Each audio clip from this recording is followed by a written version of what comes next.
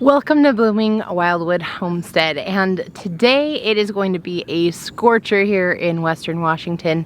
We are looking at over 100 degrees for the next 3 days at least, and while for some of you who live down south that probably doesn't seem very hot, here in Western Washington we think it's pretty hot if we get a 90-degree day.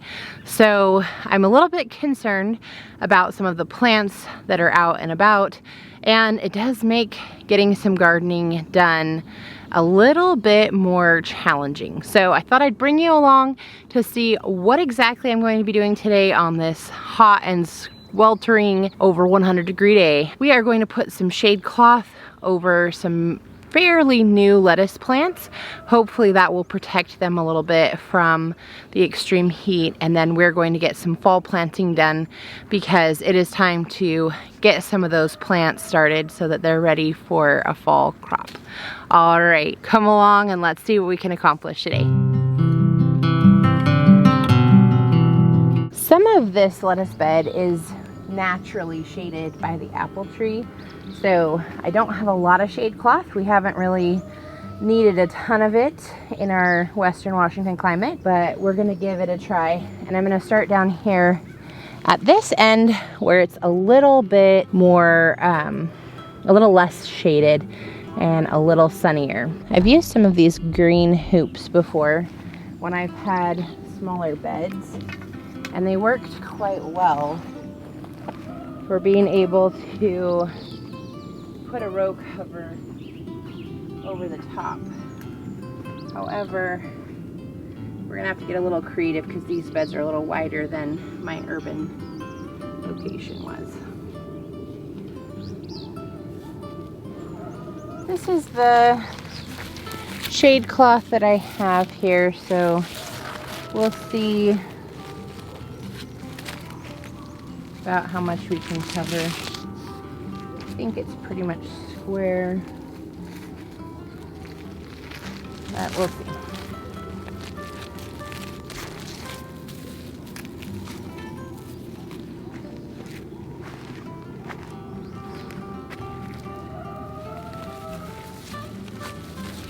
I just want to get an idea for about how far I can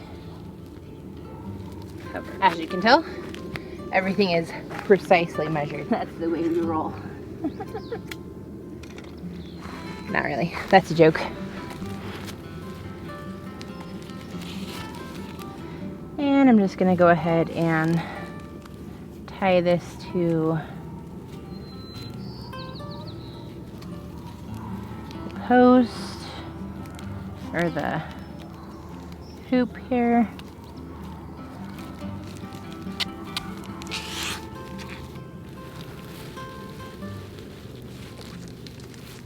Okay, so this is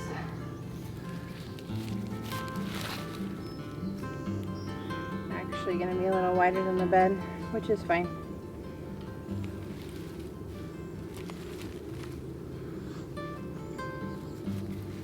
I'll use about half of it probably, or yeah, about half of it.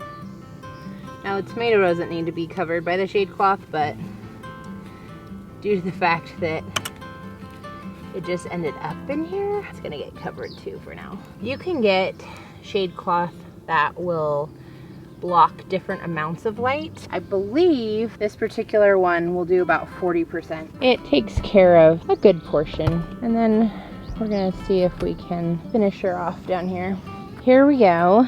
This is certainly not perfect, but everything that I could get underneath at least a little bit of shade is going to be under there, and we'll see if it does any good. It might still wilt the newer plants, but hopefully they'll be okay. All right, on to the next project.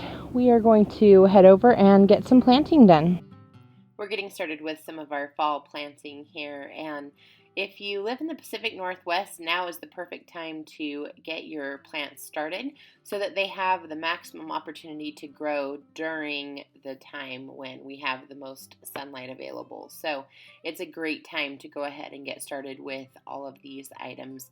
We are starting some cabbage, broccoli, cauliflower, peas, spinach, I think we did a few onions and a few other odds and ends, just kind of getting them going, and we're looking forward to seeing how they produce in the fall and winter time.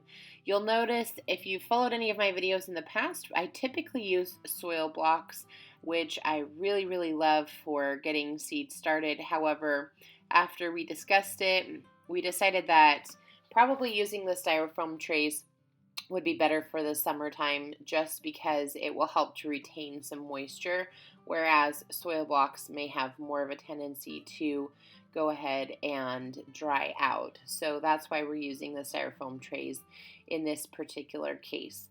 I will try to link down below to some similar items. I haven't been able to find the styrofoam trays again recently, but I'll try and link to some of the items that you see here and see if I can find something similar that might be of interest to you. So I hope you found today's video encouraging, and even though we are having some really hot weather out there, you still can get out and do a few things in order to continue to move the garden forward as we get closer and closer to fall and winter. So have a great day, and don't forget to click like and subscribe. We'll see you in the next one. Bye, everyone.